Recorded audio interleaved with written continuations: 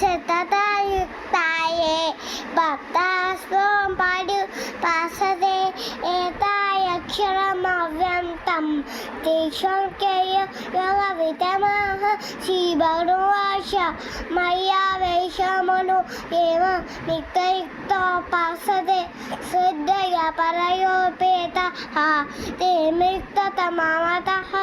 एतशरमणगीषम् अवन्तं सततिशस अवन्ताहेर दुःखं ते परावापिरे देशान्केय योगवितमः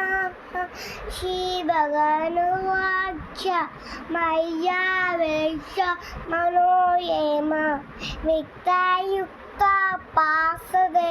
श्रद्धया परयोपेतः एमे युक्ततमतः एतशरमण तेषाम्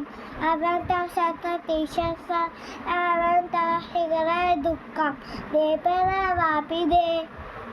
कर्माणि मसन्निस मर्परापा